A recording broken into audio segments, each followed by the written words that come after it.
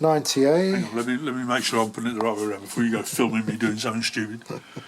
It came straight out, now it doesn't want to go back. Oh, right, yeah, it came out easy. It did, it pulled straight out without any thought at all. But it's polarised, so I've got to put it there. Yeah, yeah, there it is. So it's got some sort of alignment. The idea is that the cartridge sometimes will have pins on it, and Right. people go soldering the wires to the pins, Yeah. and it will damage the cartridge internally because of the heat. Yes. So what these people have done is they said, instead of that, look, we'll make you a little plug. So you solder your wires to that. Beautiful. Yes.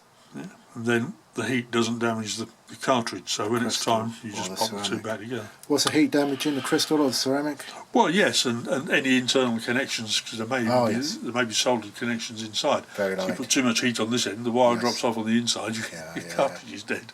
So you never solder direct to a cartridge, you should never do that. Yeah, I have seen people do it many times. Yeah, well, it's a really silly move. Yeah, they try and do it quick, don't they? Yeah, but it's not good. fraught with disaster. Yeah, I'm sure. You know, even something like this old Garrard, you know, It's a GC8. Right, it's a bit brilliant. Yeah. Okay, yeah, It's nice. a rather Crystal cool- thing.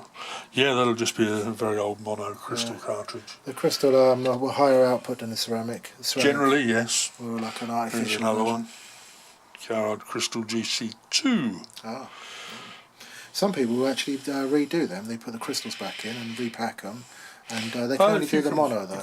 well, they are only mono. Yeah, they can't do the stereo ones for some reason. I guess They it's are too mono. delicate. You Yeah. know, so you've got a couple of those. Well, GC8, GC2.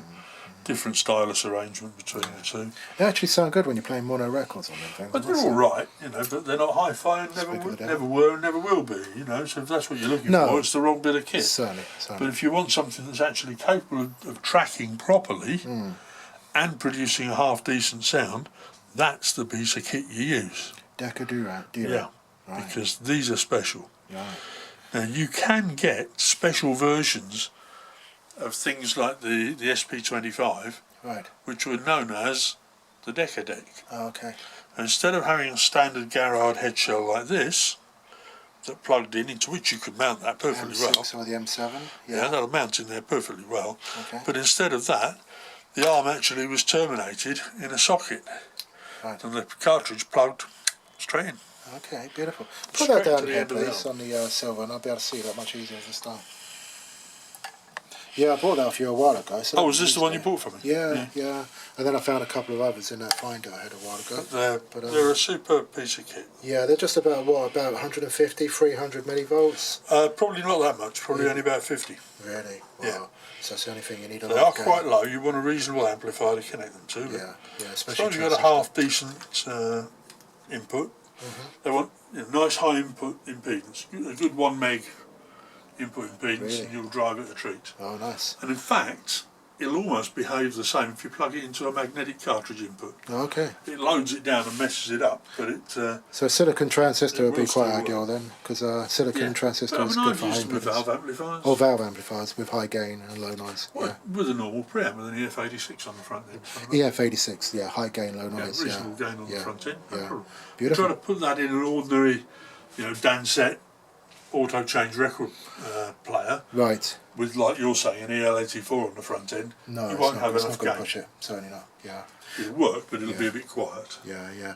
EL84, then you're going to need something like a crystal with a good 2 volts or something. Yeah, you want a like that. half decent output to drive that. It's got to Okay, be beautiful, big. beautiful. I've been buying vitamin tablets and essential amino acids, are there? Essential minerals, they're called? Oh. Yeah. So we've got copper, we've got selenium. Tastes like metal, this stuff as For a well. particular reason. Well, it would, Selenium and zinc. Well, I was just going through it, and zinc and copper, and then that's how they made their batteries earlier on. And plus on the copper and minus on the zinc, and then you've got selenium, which they make rectifiers out of, and it actually smells like a rectifier. That's quite a funny thing. But I'm fascinated that we actually take this stuff. It makes us healthy, and they actually build electronics out of this stuff. It's kind of It's a bit weird. it is a strange thing. Yeah. Great. Anyway, I'm gone. Okay, lovely.